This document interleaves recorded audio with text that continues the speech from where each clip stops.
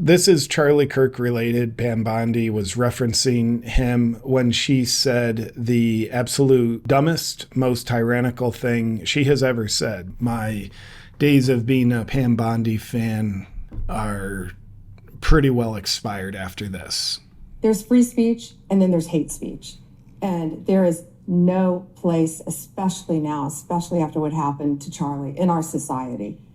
Do you see more law enforcement going after these groups who are using hate speech and putting cuffs on people so we show them that some action is better than no action? We will absolutely target you, go after you if you are targeting anyone with hate speech, anything. And that's across the aisle. Well, does that sound kind of like the Biden administration 2021? To protect your First Amendment, we've got to silence the speech we don't like. Let me just remind you, if you don't have hate speech, you do not have free speech. I've seen things online posted of horrible things about Charlie Kirk, and you got to tolerate that. You don't have to go find it and look at it. It makes me want to throw up when I see it. But we have to remind ourselves, it appears as though the pendulum has swung, where years ago, we were the ones saying things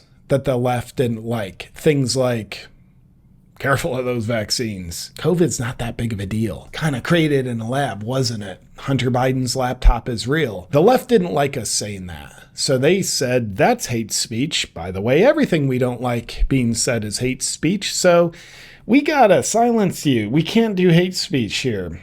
Ask the UK how well that's working out for them. Now the shoe's on the other foot. A lot is being said online that I hate to hear, especially people dancing on the grave of Charlie Kirk. People have the right to say those things.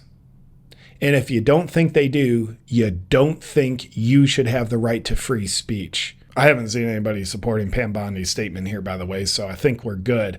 But if people supported her statement, we would be the idiots so on the verge of giving away our free speech. And when we do, guess how soon it'll be before you get it back.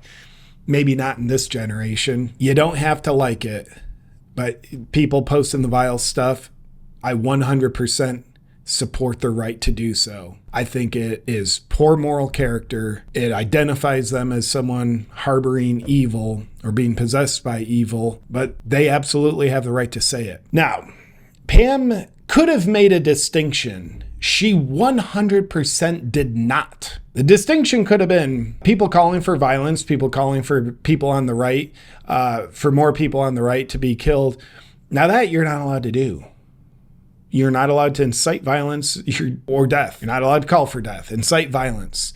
That is not protected under the First Amendment. And guess what? That's not hate speech. Pamela probably should have made that distinction. She definitely did not, though. That idiotic statement you heard from her, she probably got more backlash than when she's like, well, the Epstein files on my desk, I've never seen those. They don't exist. I bet she got more backlash in a shorter period of time on this. So she put out a tweet. Here it is. Hate speech that crosses the line into threats of violence is not protected by the First Amendment. It's a crime. All right, Pam, thank you for saying something intelligent. However, there's a disclaimer. Let's play this one more time. There's free speech and then there's hate speech. And there is no place, especially now, especially after what happened to Charlie, in our society. Yeah, no place for hate speech. There's free speech, there's hate speech, and there's no place in it for our society. By the way, we'll be targeting people for having hate speech. Pam, you probably should have said this whole thing there and said, you know, people who are doing the crime of threatening violence will be going after you. And you would have been better left off not saying the term hate speech whatsoever.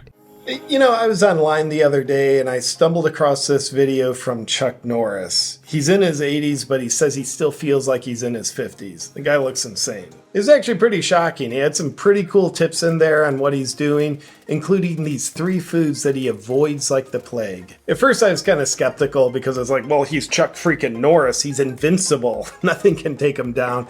But then he explained what he was doing, and it actually made a lot of sense. Then I tried some of his tips. They were super simple and easy, and I'm actually feeling pretty damn amazing now because of them. And at first I didn't really want to share this info, but then I thought, well, y'all are so loyal to me, and what happened for Chuck and what happened for me could also happen for you. But like with anything new, results can vary. But the video I watched is definitely worth checking out. I actually reached out to him and got a special link for my viewers. You can watch the video at chuckdefense.com/JP. That's chuckdefense.com/JP. Make it even easier. It's also linked below. It's a pretty quick watch and it's a game changer, and I'd invite you to check it out for yourself at chuckdefense.com/JP. Unless Pam Bondi comes out and says specifically that interview when I said we're going to target people for hate speech, I was a complete idiot. Until she 100% owns it and corrects it, referencing that specific interview, not a vague tweet. Those are two different things. But until she acknowledges she literally called for the abolishment of free speech, if she were to acknowledge that and say, you know what, I hadn't slept for 3 days, the truth is we'll target people that are threatening violence online. Unless she owns it and spells it out, I will assume she meant exactly what she said. There's some people that I've seen online saying, oh, you know, we got to assume she was talking about inciting violence. Why? They're two completely different things. I did not make that assumption, and I do not make that assumption. I always assume people mean what they said. I don't assume they meant someone else's interpretation of what they said. That's a problem, Pam Bondi. Does she have the agenda of tyranny? I'm suspicious of it because of what she said. Here's Matt Walsh's something he says about another idiot thing she says. That's horrific. It's free speech, that you shouldn't be employed anywhere if you're going to say. So she's talking about like people that are refusing service in their businesses to like Charlie Kirk supporters, like the Office Depot workers that refuse to print posters for his vigil. So with that context. That's horrific. It's free speech, that you shouldn't be employed anywhere if you're going to say that. And employers, you have an obligation to get rid of people. You need to look at people who are saying horrible things, and they shouldn't be working with you. Businesses cannot discriminate. If you want to go in and print posters with Charlie's pictures on them for a vigil, you have to let them do that. We can prosecute you for that. I have Harmeet Dillon right now in our civil rights unit looking at that immediately, that Office Depot had done that. We're looking at that. But Sean, you know, here's what Matt Walsh says, and on this moment, I'm confident Matt Walsh would make a much better attorney general than her. Matt Walsh says, get rid of her today. Today is insane. Conservatives have fought for decades for the right to refuse service to anyone. We won that fight. Now Pam Bondi wants to roll it back for no reason. The employee who didn't print the flyer was already fired by his employer. This stuff is being handled successfully through free speech and free markets. That's the beautiful thing. So we need the Attorney General focused on bringing down the left-wing terror cells, not prosecuting Office Depot, for God's sake. We don't need tyrannical policing. We don't. And to me, awesome.